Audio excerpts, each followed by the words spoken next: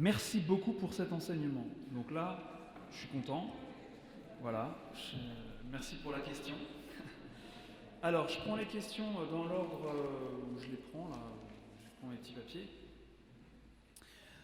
Donc, une question qui renvoie à l'enseignement d'hier où j'avais parlé de Marie et de Jésus.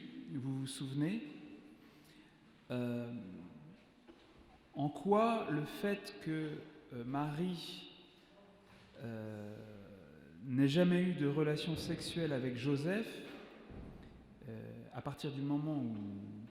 je vais lire la question depuis le début. Voilà. Pourquoi doit-on croire, à partir de la supposition que Marie n'avait pas l'intention de connaître d'homme, que le fait qu'elle n'ait jamais eu de relation sexuelle avec Joseph est une bonne chose ? Alors que dans le cas des époux Martin, vous savez, les parents de Thérèse de Lisieux, dont le choix de rester vierge pourrait être le même que celui de Marie et Joseph, on leur a dit à eux qu'ils devaient s'unir car ils étaient mariés. Pourquoi alors ne pas considérer que deux époux puissent choisir de ne pas coucher ensemble et que cela soit une bonne chose ? Alors c'est exactement la conversation que nous avons eue devant le feu de cheminée hier soir en fraternité. Et la réponse n'est pas si simple que ça. Moi, je dirais que, en ne retirant rien à tout ce que j'ai dit hier, on est tout de même bien obligé de reconnaître que la situation de Marie est une situation exceptionnelle. Marie a choisi d'être vierge, c'était son choix, mais quelqu'un avait fait un autre choix, il n'avait pas fait un autre choix, il y a Dieu qui a choisi qu'elle soit la mère de son fils. Donc, voilà, elle est la mère de Jésus, et voilà, donc il y a cette complexité, on voit bien qu'elle est dans une situation unique, il n'y aura jamais d'autres personnes qui seront dans la même situation que cela. Et Joseph, probablement, alors ça c'est une supposition, il n'y a pas de réponse dogmatique sur le sujet, Joseph avait probablement remarqué à quel point Marie était exceptionnelle, avant même qu'elle conçoive le Fils de Dieu. La perfection de Marie, Marie c'est jamais un péché, jamais autre chose que tout le bien, le mieux, le meilleur, le plus grand bien possible. Les meilleures paroles, les meilleures actions, tout, parfait quoi, mais c'est même plus que parfait. Donc il avait bien dû voir qu'elle était spéciale et elle avait probablement révélé son dessein de rester vierge à Joseph. Et Joseph a accepté de jouer le rôle du paravent, quoi. De permettre à cette femme exceptionnelle de vivre sa vocation unique, de vierge consacrée. Voilà. Ça c'est pour Marie. Après, sur la question des parents Martin, il faut être bien au clair que ce qui leur a été dit est une bonne chose. Parce que la sexualité des époux le mariage est en vue de l'union d'amour des époux et de la procréation. Donc en fait, un mariage normal, le mariage de Joseph et Marie n'est pas normal du point de vue où on est. Je pense que ça c'est clair pour tout le monde. Il y a une mission spéciale dans ce couple. La finalité du mariage, c'est le soutien mutuel des époux, l'amour des époux et la procréation. Donc, ne pas vouloir vivre de rapports sexuels dans un mariage, c'est au fond se marier pour rien. Ouais. Le but du mariage, l'une des finalités du mariage, c'est la procréation. C'est pas la seule, mais c'en est une. Et le mariage est indissoluble. Le mariage est sacramentel à l'Église, le mariage entre deux baptisés à l'Église est sacramentel, mais le mariage n'est pas absolument indissoluble tant qu'il n'a pas été consommé. Donc deux époux qui se marient à l'Église et qui ne consommeraient pas leur mariage, donc le mariage serait sacramentel, et cependant le Saint-Père pourrait le dissoudre. Ce qui est une chose, c'est différent de reconnaître la nullité du mariage. consommé, eh bien, il pourrait être repris. C'est un peu subtil.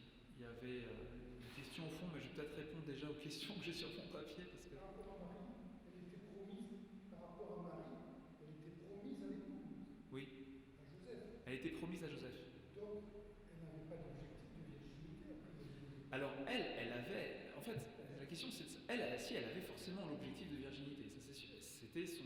Il y a même une fête liturgique qui est la fête de la présentation de Marie, où l'on célèbre le fait que Marie, dès l'aube de sa vie consciente, a choisi de s'offrir à Dieu dans une forme de vie consacrée.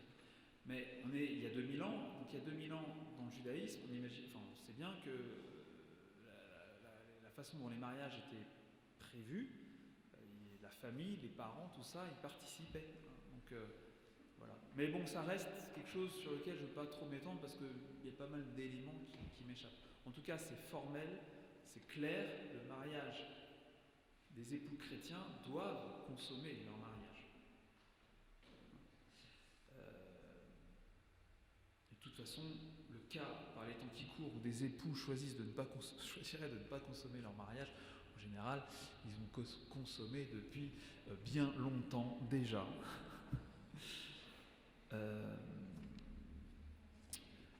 Alors encore à propos de la Vierge, il y avait une question. Bon, c'est pas vraiment une question si, c'est un peu une question de sexualité quand même. Comment expliquer l'Immaculée Conception de Marie alors que sa mère Anne et son père Joachim sont des descendants d'Adam et Ève? Tout à fait, c'est une très bonne question. C'est une chose impossible. C'est impossible à des hommes, à des parents, de concevoir un enfant qui ne soit pas marqué par le péché originel. Vous savez, le péché originel, c'est pas quelque chose... Rendez-vous à l'école des disciples. Le péché originel n'est pas quelque chose avec lequel on naît, c'est quelque chose avec lequel on ne naît pas. Le péché originel, c'est le fait de ne pas naître en état de grâce. Dans le dessein de Dieu, à l'origine, les parents devaient transmettre la vie à des enfants qui naissaient en état de grâce. Le péché a fait perdre la grâce aux parents et désormais, les parents ne transmettent plus la grâce à leurs enfants et cette grâce est communiquée aux hommes par le baptême. Donc, en soi, Anne et Joachim n'auraient jamais pu engendrer une fille conçue sans la faute originelle. La seule explication possible, et c'est de fait, c'est une intervention souveraine de Dieu qui fait l'impossible. C'est-à-dire que Dieu a décidé que cette fille serait conçue sans la faute originelle, serait conçue en état de grâce, non seulement en état de grâce, mais avec une plénitude de grâce. Voilà.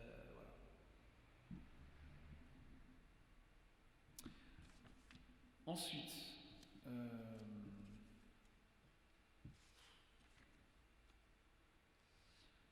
alors, je lis, doit-on exécuter uniquement des positions sexuelles où les époux sont en vis-à-vis? Rigolez pas. Qu'est-il autorisé ou toléré dans la modification de son corps? Tatouage, piercing, chirurgie esthétique. Bon. Alors à propos de la première question, je crois que j'ai déjà donné une indication importante qui permet d'opérer un certain discernement tout à l'heure. Une petite précision sur la façon dont les choses doivent se terminer. Donc voilà. Ensuite, qu'est-il autorisé ou toléré sur la modification de son corps, tatouage, piercing, etc. Ah oui, non, quand même, sur la première question, je reviens. Il y a ce que j'ai dit tout à l'heure, et puis il y a une autre question, c'est en quoi ce que je fais exprime mon amour de la personne. Puisque la finalité, c'est l'amour de la personne, avec une ouverture à la vie. Bon, il y a des choses qui, de toute façon, ne peuvent pas ouvrir à la vie. Donc ça, déjà, on sait, c'est mort. Voilà. Mais pour ce qui ouvre à la vie, eh bien, qui est ouvert à la vie, en quoi ce que nous faisons est en train de manifester l'amour de la personne? Est-ce que je ne suis pas en train simplement d'assouvir un fantasme de dingue? Est-ce que je suis simplement pris dans ma tête par des désirs de fou et du coup je perds de vue cette finalité qui est l'amour de la personne, la valorisation de la personne, la communion des personnes à l'image de Dieu, évidemment, c'est vrai que d'un coup, là, avec tout ce qu'on dit, on se dit, ah, en fait, il faut inviter, enfin, Dieu est présent en ce moment-là. Oui, enfin, je ne dis pas que vous n'y aviez jamais pensé, mais là, oui, est-ce que ce qu'on fait nous permet de vivre cette communion d'amour à l'image du Dieu Trinité? Voilà, donc l'amour de la personne, et puis cette précision que j'ai faite tout à l'heure. Ensuite, à propos des modifications, tatouage, piercing et compagnie, moi j'ai envie de répondre à la question par une question. Finalement, quelle est la motivation qui nous habiterait lorsque nous ferions ces choses-là? C'est plus une question qui renvoie à une autre question. Pourquoi le faire? Pourquoi le faire?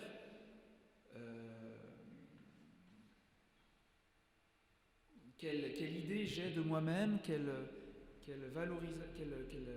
belle image j'ai de moi? Qu'est-ce qui fait que j'ai besoin, j'éprouve le désir de le faire? Hein? Mais bon, vous voyez, quand on parle du piercing, par exemple, eh bien, il y a une dimension culturelle, parce que je veux dire, ça viendrait à personne l'idée de se dire, enfin je pense pas, que c'est une mauvaise chose par exemple de se faire percer les oreilles. Pourquoi pas se faire percer le nez, l'arcade sourcilière, etc. Enfin je veux dire, c'est plus une question culturelle, et ce qui compte, ça compte. Hein. C'est pas parce que c'est seulement culturel que ça n'a pas de valeur. Nous vivons notre vie dans un contexte, et dans ce contexte, on est bien obligé de tenir compte aussi des codes dans lesquels on vit.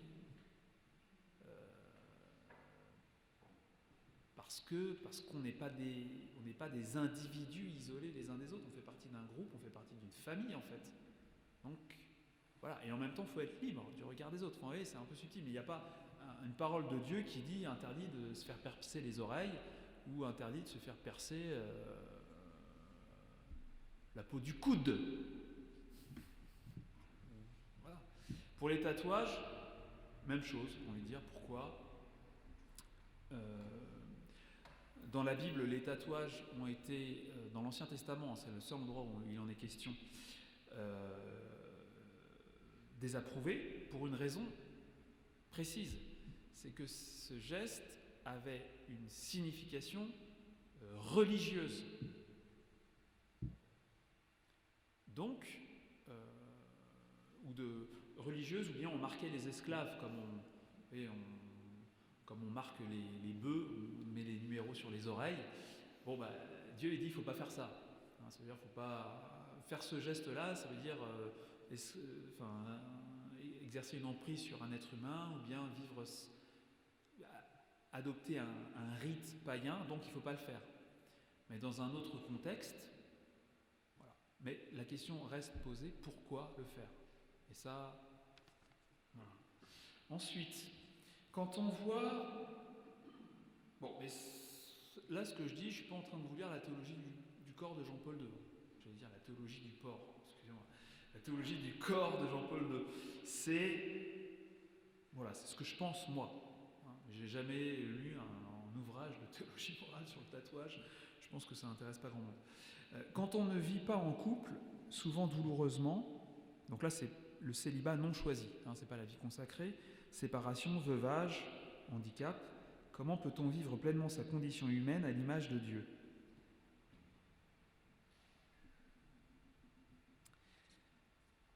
Eh bien, la première chose, c'est que je vous ai dit, créer à l'image de Dieu s'entend de deux manières.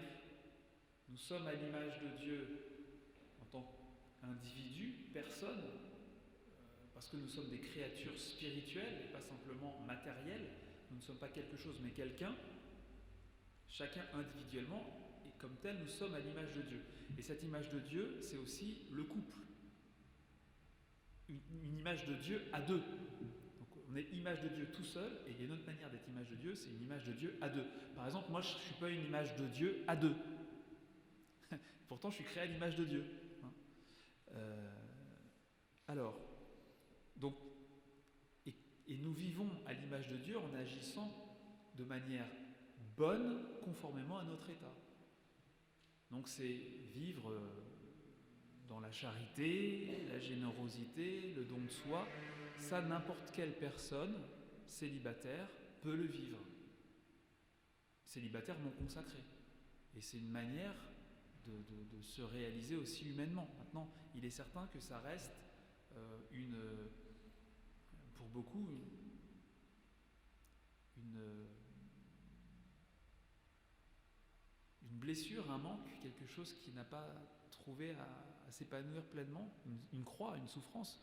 C'est vrai, mais on peut vivre à l'image de Dieu, parvenir à la sainteté en vivant un célibat qu'on n'a pas choisi. En quoi les méthodes naturelles de régulation des naissances dans leur objectif, d'actes sans possibilité de fécondation, sont-elles si différentes des méthodes contraceptives mécaniques ou chimiques ? Alors, dans le résultat immédiat, il n'y a pas de différence, c'est-à-dire que dans les deux cas, il n'y a pas d'enfant conçu. Mais il y a une grande différence en réalité, c'est que il est naturel qu'une femme dans un état, dans une période de non-fertilité, il est naturel que des époux ayant une relation sexuelle dans un moment où la femme n'est pas fertile, n'aient pas d'enfant. C'est normal. Alors que c'est pas naturel, c'est pas normal que une femme qui normalement aurait été fertile ne conçoive pas d'enfant. La différence, elle est importante, c'est-à-dire que dans un cas c'est naturel, j'accepte l'autre comme il est conçu par Dieu, et dans l'autre cas, non. Dans un cas, tu es féconde et je respecte que tu es féconde, ça fait partie de ta personne et je n'y change rien, je n'y touche pas, je ne veux pas y toucher parce que ta personne est... Voilà. C'est comme ça que Dieu te voit comme personne et j'ai rien à dire là-dessus, quoi. Dans l'autre cas, c'est je te rends inféconde ou tu te rends inféconde. Il y a une différence dans l'intention et dans le résultat peut-être pas, dans le résultat immédiat, mais dans l'intention, dans la manière dont on arrive à une non-fécondité, il y a une différence. Enfin, la question est un peu, rejoint ce que je viens de dire, eu égard à ce qui a été dit et l'importance de la fécondité, puisque la chair de la femme est la terre intime qui accueille le semeur. Et sachant qu'un accueil total se réalise alors que je le sais justement semeur, qu'en est-il de la femme plus âgée, entre guillemets, donc qui n'est plus fertile ? Comment vivre pleinement sous l'œil de Dieu, dans ses bras et dans son cœur, cet ensemencement ? Il n'y a aucun problème. Il s'agit d'accueillir la femme comme elle est. La femme comme elle est, naturellement, elle n'est plus fertile à un moment donné. Eh bien, voilà, il y a des couples qui ne peuvent pas avoir d'enfants dès le départ. Parce que, justement, le corps n'est pas sain et saïenne, un problème de santé, des problèmes de santé qui font que les époux ne peuvent pas avoir d'enfants. Eh bien, ils accueillent le réel, encore une fois, on accueille le réel, l'état naturel du conjoint qui n'est pas... voilà, je le reçois comme il est. Donc que ce soit au début, dans une vie de couple stérile pour des raisons de santé ou que ce soit pour des raisons d'âge, mais donc naturellement, eh bien, on peut... tout va bien, quoi. Merci Seigneur. Je t'accueille tel que tu es. Et il est tout à fait légitime, évidemment, de s'unir en période d'infertilité de la femme. Justement, c'est la seule condition pour vivre la régulation naturelle des naissances. Ne pas vouloir avoir d'enfant, du coup, on s'unit, si on ne s'abstient pas, on s'unit dans une période où la femme n'est pas fertile. Et pourtant, c'est un ensemencement, mais voilà, on accueille le réel. Et ça, c'est quoi ? Voilà, merci. Bon, désolé, je vais vite sur les questions, mais je voudrais pouvoir conclure maintenant. Ce sera une intervention plus brève. J'ai que 3 pages. Que cette conclusion que je voudrais intituler Rédemption. La rédemption du couple. Là, je reconnais que je vais plutôt partager avec vous des considérations, des réflexions personnelles. Je n'ai pas puisé ça dans les catéchèses de Jean-Paul II, mais voilà, manière de conclure. Nous avons contemplé pendant ce week-end de très belles choses, des choses exigeantes, peut-être bousculantes. Peut-être que ces belles choses ont aussi remué des choses douloureuses de notre histoire, de notre passé, de notre vécu, que sais-je. Mais nous avons vu de belles choses, des choses sublimes même. En même temps, on s'est arrêté sur certaines difficultés dont les enjeux sont sérieux. Notre affaire n'a rien d'une idylle. Même ceux qui connaissent le bonheur portent la croix. Et nous faisons tous l'expérience du mal, de l'incomplétude, d'un manque d'aboutissement dans nos relations humaines, pas simplement en couple. Le catéchisme dit « Tout homme fait l'expérience du mal autour de lui et en lui-même.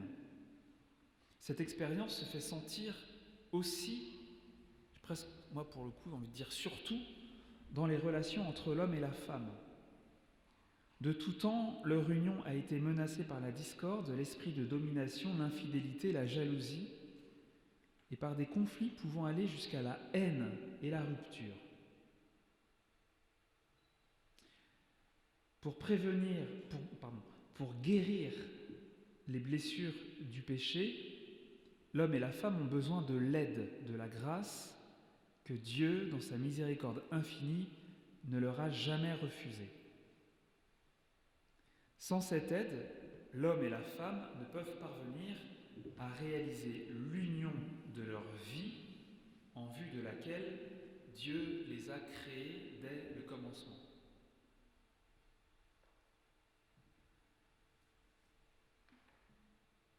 Il est certain que l'homme et la femme ont du mal à s'atteindre.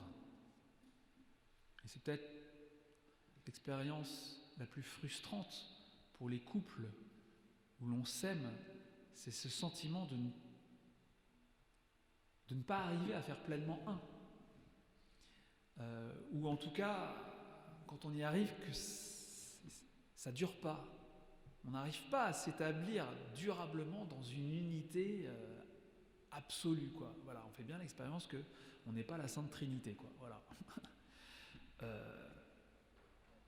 On a du mal aussi à se rejoindre parce qu'on a du mal à se comprendre. Et lorsqu'on se comprend, on a parfois du mal à accepter ce qu'on a compris.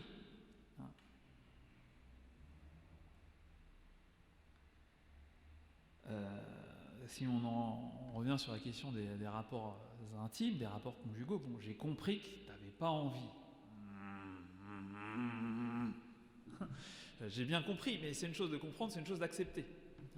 On a du mal, parfois, à se comprendre. On a du mal, même quand on s'est compris, à s'accepter.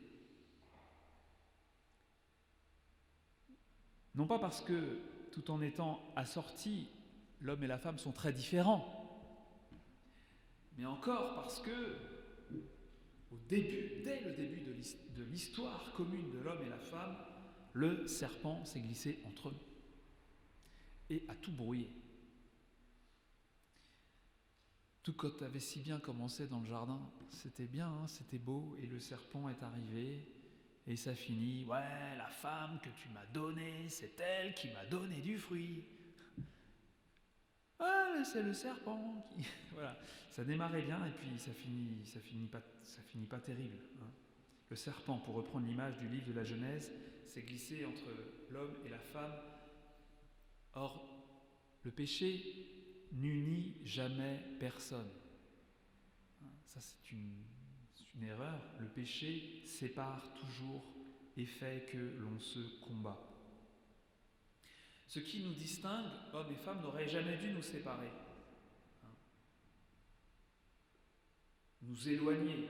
Au contraire, parce que c'est l'altérité qui est censée ouvrir la voie à la communion.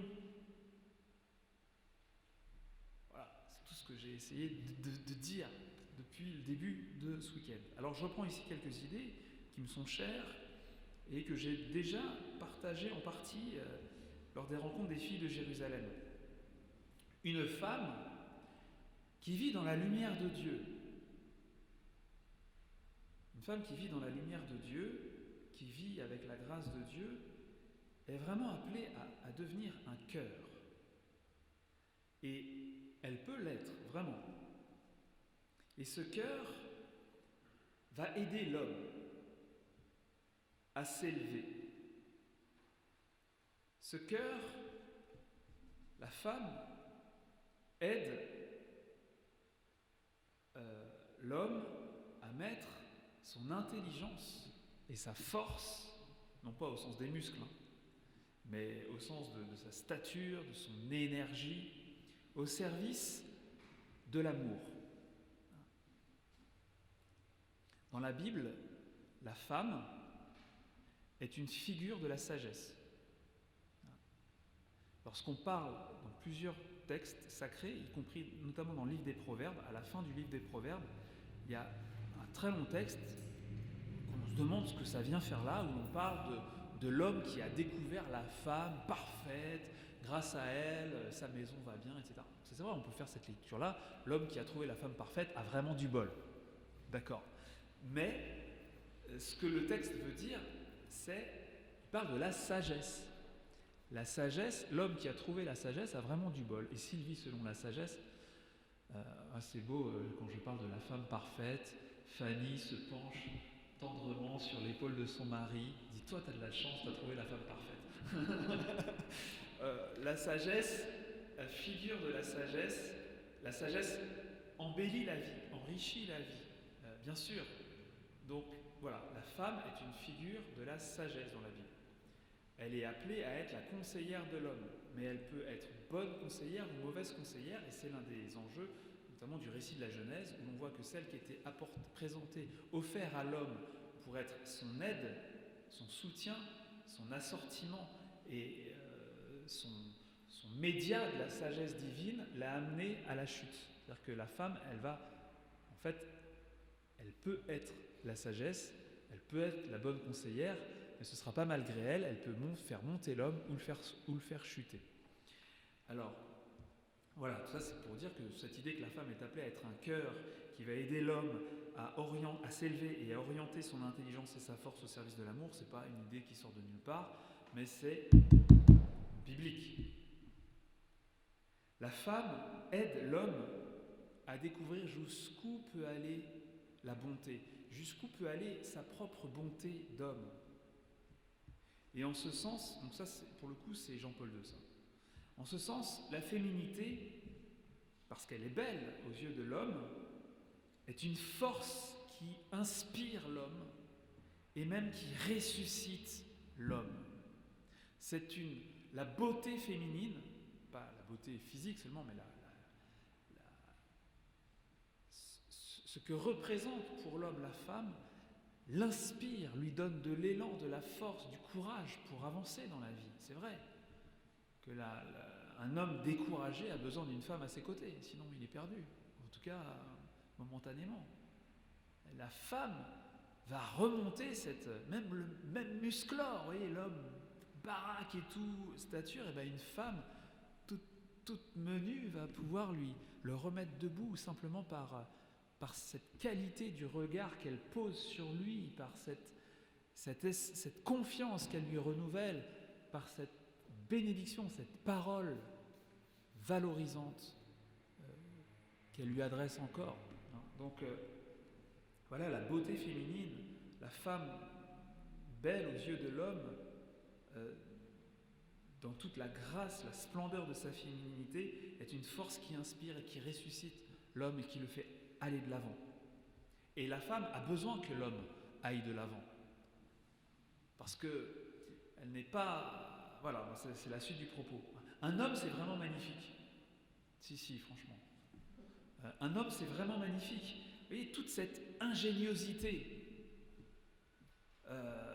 cet intellect bouillonnant, ce savoir-faire manuel.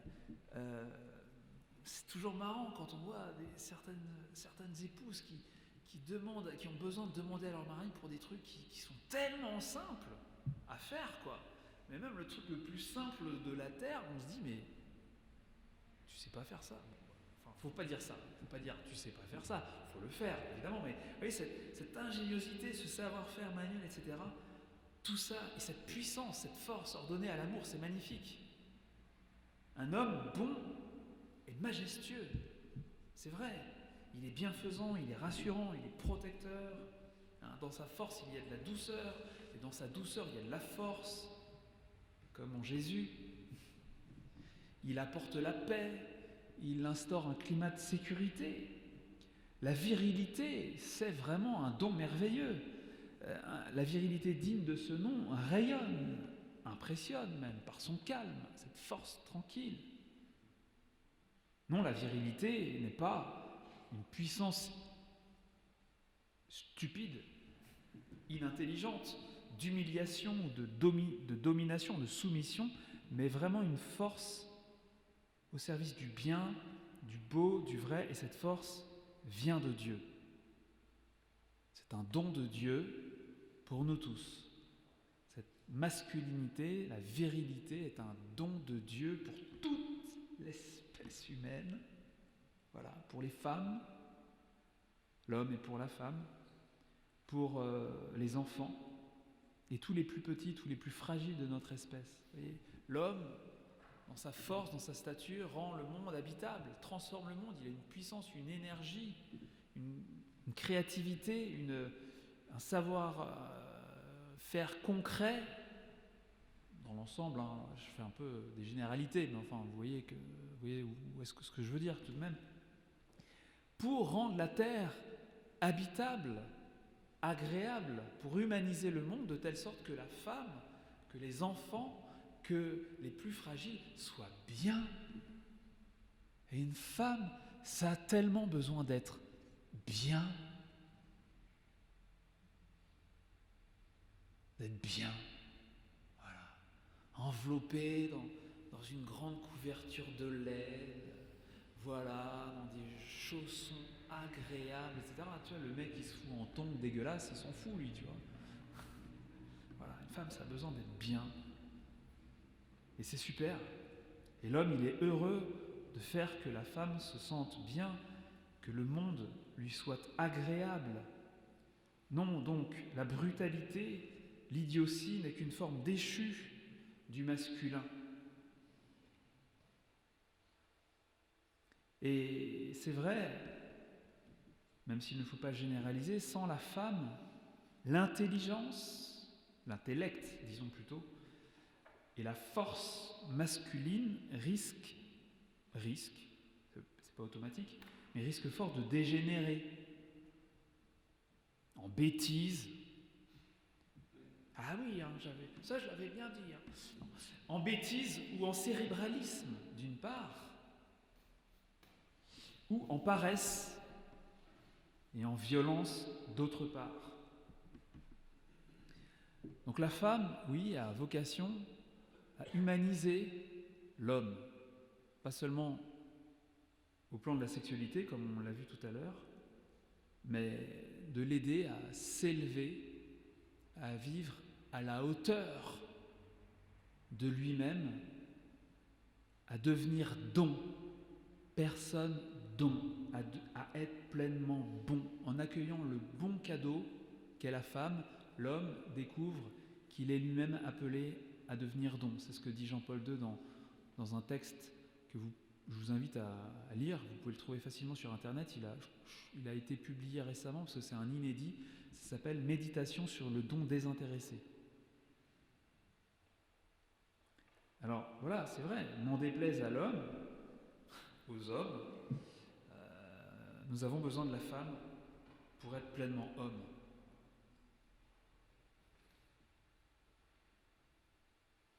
Et n'est-ce pas ce que nous devons comprendre avec la fameuse image de la côte d'Adam ? Avec la côte qu'il avait prise à l'homme, Dieu façonna une femme. Genèse chapitre 2, verset 22. Qu'est-ce que ça veut dire ? Eh bien, si l'on regarde la chose d'une manière très concrète, ça veut dire qu'il y a un bout de lui dans elle. On ne peut pas le dire plus concrètement, c'est pas très beau en français, mais il y a un morceau de lui en elle. Et en l'occurrence, son côté à lui est en elle. Comme si le cœur de l'homme, en tout cas une partie du cœur de l'homme, était en elle. Il a donc besoin d'elle pour retrouver le chemin du cœur. C'est ce que je vous disais. Besoin du cœur qu'est la femme pour ordonner son intelligence et sa force à l'amour.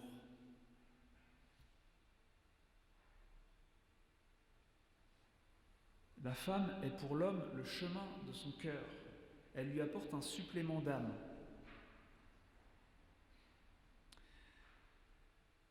Mais, attention, une fois qu'on a dit cela, les femmes se disent « ouais, ça c'est bien, il a bien parlé le père. Ouais. » Il y a des femmes qui voudraient que l'homme devienne semblable à elles. Que l'homme cesse d'être un homme au fond. Que l'homme cesse d'être différent dans son tempérament, dans son comportement. Bref, que ça devienne une femme, quoi. Bon, non, ça c'est pas possible, hein, vous comprenez bien. On n'a pas du tout envie de devenir comme vous. Pas du tout. Hein. Parce que c'est pas une bonne chose qu'un homme devienne une femme. Il est bon qu'un homme soit un homme, il est bon qu'une femme soit une femme. Point barre, restons-en là. Mais c'est vrai que nous avons besoin de vous, mesdames, pour être vraiment ce que nous sommes.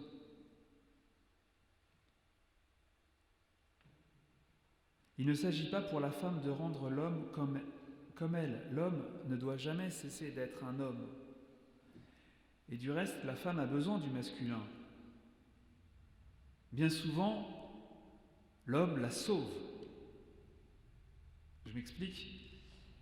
Bien souvent, cette logique masculine qui vous déconcerte, enfin qui déconcerte sous les femmes en général, la sauve de la noyade dans le torrent des émotions, des ressentis, des émotions, des ressentis parfois contradictoires et qui sont déconcertants pour l'homme. Comment peut-on dire je me sens hyper bien, mais en même temps je me sens hyper mal. Vous voyez, ça c'est un truc qu'on ne peut pas comprendre. Ça va, mais ça va pas. C'est un truc, c'est des émotions contradictoires. C'est quelque chose, nous, on ne pourra jamais comprendre ça. Il y a plein de choses qu'on ne pourra jamais comprendre. Mais vous aussi, il y a plein de choses que vous ne pourrez jamais comprendre. Et dans ce ressenti extrêmement complexe, tourbillonnant et noyant, qui fait que parfois la femme fond d'un coup, paf, en larmes. Et qu'est-ce qui se passe ? Quelque chose de super rare. En fait, il n'y a rien de grave, c'est juste qu'il y a un petit truc là qui se passe, qui est gênant, qui est difficile à gérer. Eh bien, l'homme va sauver la situation par un pragmatisme, une logique froide, mais ô combien salutaire. Et on s'aide les uns les autres. C'est très bien. Je le dis un peu en rigolant, je grossis les traits, mais je pense que vous reconnaissez quand même un certain nombre de situations qui ont l'air de drames et qui n'en sont pas forcément. Parfois, il y a des drames. La virilité fait de l'homme un abri pour la femme. Un abri qui vous sauve, un abri qui vous charme aussi.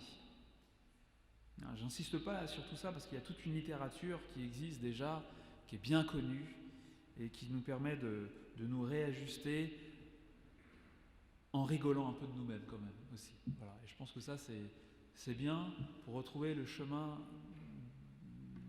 des uns vers les autres, de rire un peu de toutes ces situations, de toutes ces incompréhensions, d'avoir un peu d'humour envers nous-mêmes. Ce qui nous distingue n'aurait jamais dû nous opposer. Hélas, nous connaissons notre mal Et nous savons ce qu'il en est, que d'offenses commises, que d'offenses subies. Dans les deux sens, hein. Mais je m'arrête sur ce dont on parle le plus souvent, c'est mon petit côté MeToo. Naturellement, la femme qui a été dominée et ou chosifiée cherche à prendre sa revanche sur le masculin. Et ce besoin d'égalité, qui correspond à la réalité, nous sommes égaux, est compréhensible et légitime. Mais ce besoin d'égalité peut rendre la femme agressive. Et alors elle se pose en rivale. Elle n'est plus un cœur, mais un point. Et à vouloir doubler l'homme, elle risque de perdre sa grâce et sa nature. Sa nature. On voit depuis un certain nombre d'années s'installer dans la société un rejet de l'homme. Vous savez, je ne me situe pas en victime, moi ça va très bien franchement, mais il y a eu une domination de la femme et il y a quelque chose, on voit que l'homme est de plus en plus présenté comme un problème. C'est si vrai, vous avez qu'à regarder les derniers Walt Disney, les dessins animés. Bon, tous les hommes sont des abrutis, tous. Dans les Walt Disney, sont des abrutis, et les femmes, bon, sont des génies, quoi. Sont des génies. Regardez, vous prenez la Reine des Neiges, excusez-moi, je sais, vous en avez tellement bavé avec la Reine des Neiges, mais la Reine des Neiges, voilà, le mec est un abruti. Même le cerf est plus intelligent que lui, quoi. Voilà, c'est vraiment. Et tout est un peu comme ça. En tout cas, chez Walt Disney.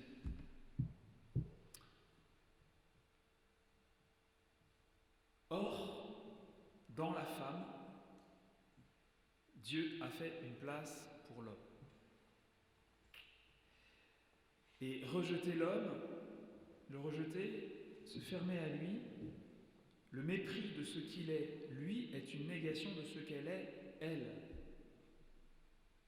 Quant à l'homme, il est tourné vers la femme, donc humilié, ne pas prendre soin de celle qui lui est assortie et qui lui est offerte par Dieu comme un don merveilleux, eh bien c'est se renier et s'anéantir lui-même.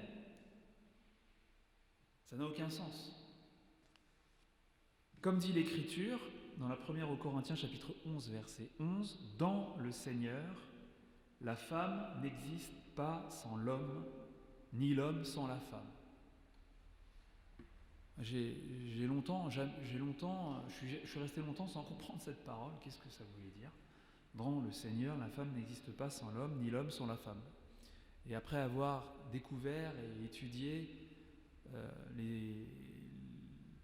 l'enseignement de l'Église, dont on a parlé ce week-end, et puis après avoir vécu un peu plus, j'ai compris tout simplement. On ne peut exister vraiment qu'ensemble. C'est ensemble que l'on parvient à être nous-mêmes. C'est ensemble que l'on parvient à être des personnes dont la femme est femme avec l'homme parce qu'elle est femme pour l'homme. L'homme est homme avec la femme parce qu'il est homme pour la femme. Elle et lui sont l'un pour l'autre. Alors il faudrait en finir avec ces hostilités entre elle et lui. Eh bien, nous rendre compte que entre l'homme et la femme, ou bien il y aura le Christ et son amour, ou bien il y aura le serpent des origines. Soit le diable qui sépare et divise, soit le Sauveur qui réunit. Dans les évangiles, nous voyons que la suite du Christ, ce qui l'accompagne, la suite du Christ est un groupe mixte. Il y a bien sûr les 12, c'est à eux qu'on pense toujours en premier, lorsqu'on pense à ceux qui suivent Jésus, mais pas seulement, il y a de nombreuses femmes qui les accompagnent partout et qui ajoutent une belle grâce féminine à cette bande d'amis unique, cette bande d'amis unique en son genre. L'Évangile nous montre donc des femmes amies des hommes et des hommes amis des femmes. Et c'est Jésus qui les réunit, c'est Jésus qui est leur trait d'union, Jésus qui est l'amour qui les relie. Et c'est si vrai que, après la Passion, Jésus ayant disparu, nous voyons immédiatement ce groupe mixte se disloquer. Sans lui, ça ne tient pas. On a de nouveau, d'un côté les hommes, de l'autre les femmes. Lisez le début du premier chapitre. Non, la lettre aux Colossiens, il n'y a plus l'homme et la femme, mais un seul homme nouveau. Bon, ouais, c'est une manière de sa façon de parler, mais vous voyez, il n'y a plus cette division, cette séparation. On est deux. Le Christ réconcilie, le Christ réunit l'humanité entière, hommes et femmes. Alors, une fois qu'on a dit ça, il faut tout de suite quand même reprendre quelque chose. Les apôtres et les saintes femmes n'étaient pas mariés ensemble. Ils ne s'étaient pas mariés ensemble. Mais les évangiles nous parlent tout de même d'un salut. Ainsi, avec ce que je viens de dire, de la relation entre l'homme et la femme. Jésus réunit, réconcilie l'homme et la femme pourtant si différents, qui ont tant de mal à s'atteindre, qui ont tant de mal à se comprendre, qui ont tant de mal à s'accepter, vraiment. Et ce que j'ai dit en début d'après-midi, c'est de cet ordre-là, la question de s'accepter vraiment.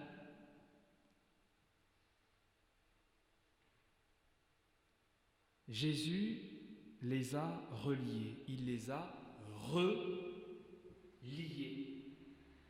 Et cette œuvre du Christ dans un couple s'appelle le sacrement du mariage. Le catéchisme au numéro 1641 dit que la grâce du sacrement du mariage est destinée à perfectionner l'amour des conjoints.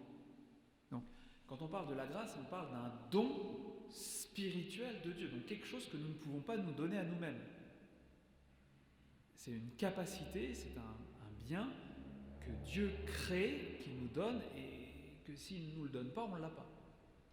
Et on ne peut pas le compenser de nous-mêmes par nos propres ressources naturelles. C'est un don surnaturel.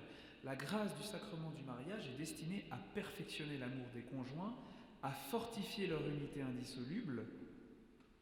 Par cette grâce, ils s'aident mutuellement à se sanctifier dans la vie conjugale, dans l'accueil et l'éducation des enfants.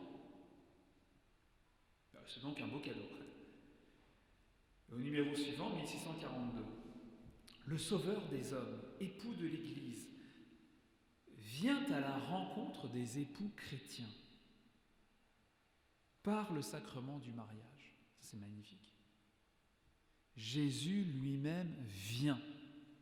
Il reste avec eux. Il leur donne la force de le suivre, etc. De se pardonner mutuellement, de s'aimer d'un amour surnaturel, délicat et fécond. Lorsque j'étais étudiant, j'avais participé à une retraite et à un moment, le prêtre a parlé aux couples mariés qui étaient là. Il leur a dit, vous savez, on s'agenouille devant le Saint-Sacrement. C'est bien, enfin, il le faut, enfin, c'est normal, quoi. C'est Dieu. Mais on pourrait aussi s'agenouiller devant vous. Parce qu'entre vous, il y a Jésus. Ah, c'est très beau. Entre vous, il y a Jésus. Donc il y a un salut. Voilà, c'est la grande et bonne nouvelle. Il y a un salut pour le couple. Il y a une rédemption pour le corps, c'est-à-dire la possibilité de revenir, de retrouver la signification unitive et conjugale du corps. Il y a un salut pour l'homme et la femme ensemble. Un salut pour l'homme et la femme ensemble. Et ce salut, c'est Jésus. Spécialement dans le sacrement du mariage. Jésus dans le sacrement du mariage. Il s'appelle Jésus, c'est-à-dire Dieu sauve, car c'est lui qui sauve sa création. Hommes et femmes, le Seigneur les créa. Hommes et femmes, il les sauve.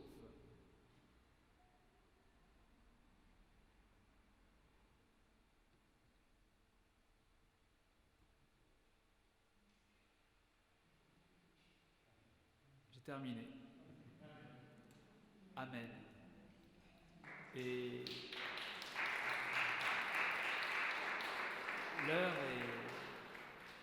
l'heure est passée, il est 16h32, donc finalement on n'est pas en retard. Moi ce que je vais faire, c'est que je vais prier là. Je vais exposer le Saint-Sacrement pendant une demi-heure.